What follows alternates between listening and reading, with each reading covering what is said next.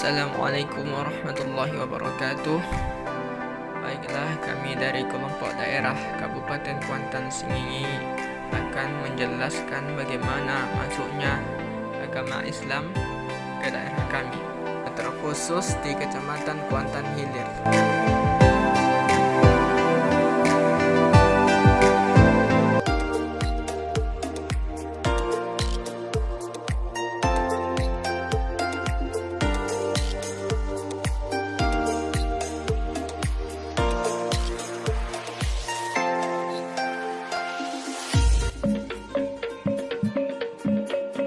Sebelum agama Islam masuk ke Kuantan Hilir, kehidupan masyarakat Kuantan Hilir pada saat itu adalah berkelompok dan hidup di sebuah bukit yang bernama Bukit Sangkar Puyuh. Keadaan mereka pada saat itu sangat tidak menguntungkan bila dibandingkan dengan kehidupan zaman sekarang. Dan zaman itu dikenal dengan sebutan zaman Cangkuak Kaluang. Kaluang adalah sejenis kelelawar tetapi bentuknya lebih besar yang ditangkap oleh mereka. Kemudian diasamkan beberapa hari. Setelah asam dan berbau, barulah mereka makan. Pada saat itu, mereka belum mengenal agama, sehingga persoalan halal dan haram tidak terlalu penting bagi mereka.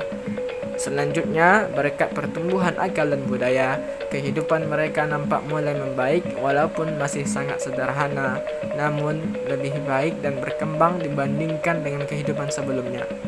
Kemampuan mempersiapkan makanan untuk hari esok dan lusa sudah mulai tumbuh. Hal ini terbukti dari kemampuan menanami sekitar dengan tanaman yang mungkin dapat mereka makan. Begitu pula usaha memelihara ternak secara kecil-kecilan. Pada saat itu, masyarakat Kuantan Hilir belum mengenal agama karena memang dakwah agama belum sampai kepada mereka, sehingga persoalan halal dan haram bagi mereka tidak mempunyai garis pemisah.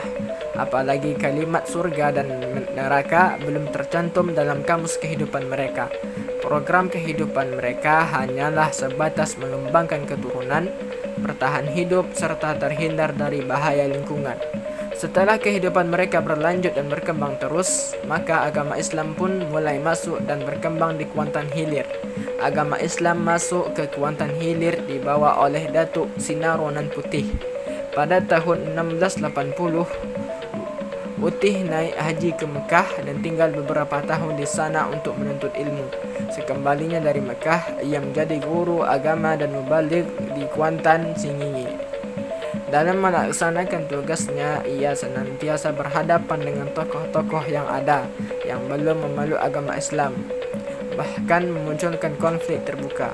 Pertikaian antara ulama dengan pemegang adat berlangsung cukup lama dan baru berakhir setelah penghulu adat memeluk Islam.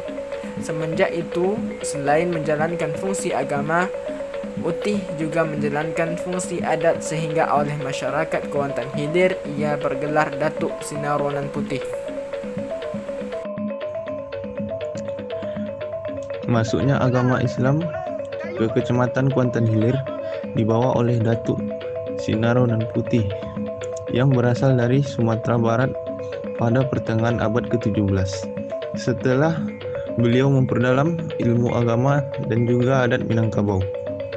Pada saat Utih menuntut agama Islam di Minangkabau, di sana terjadi pertikaian antara pemimpin adat dengan Aditya Warman yang pada saat itu berkuasa di Pagaruyung.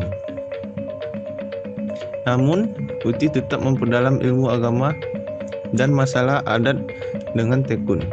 Kemudian ia pulang ke Kecamatan Kuantan Hilir untuk menyebarkan agama Islam dan juga adat di Kecamatan Kuantan Hilir.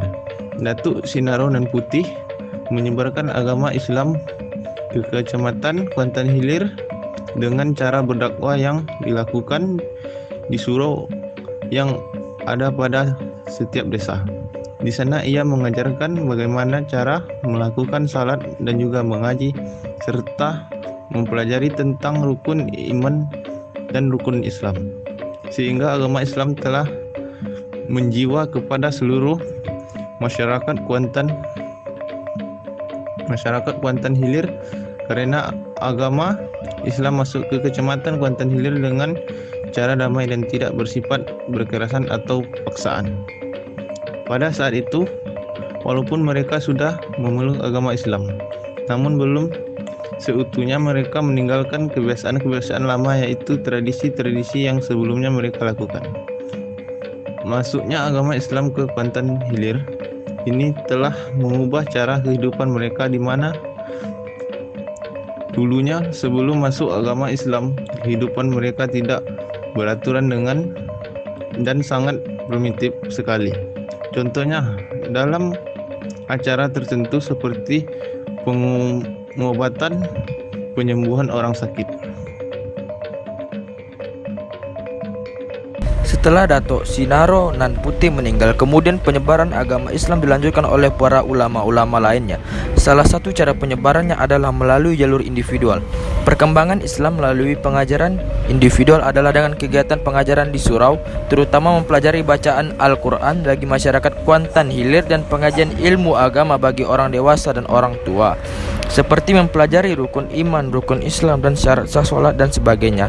Adat adalah suatu yang dikenal, diketahui, dan diulang-ulangi serta menjadi kebiasaan dalam masyarakat berupa kata-kata atau bermacam bentuk perbuatan. Adat yang sudah melembaga merupakan norma atau aturan yang harus dilaksanakan. Meskipun nilai agama sudah menjiwa dan berkembang baik dalam masyarakat Kuantan Hilir, ada beberapa kebiasaan masyarakat Kuantan Hilir yang sampai sekarang masih ada dijumpai, meskipun tidak banyak yang masih melakukannya, seperti membakar kemenyan di saat kenduri dan memakai bantuan dukun dalam menurunkan jalur. Mereka beranggapan bahwa di dalam jalur itu terdapat mambang, yakni sejenis makhluk halus yang dipercayai menghuni kayu dan jalur tersebut. Baiklah, hanya ini yang dapat kami sampaikan. Lebih dan kurang mohon maaf. Wabillahi taufiq wal hidayah. Assalamualaikum warahmatullahi wabarakatuh.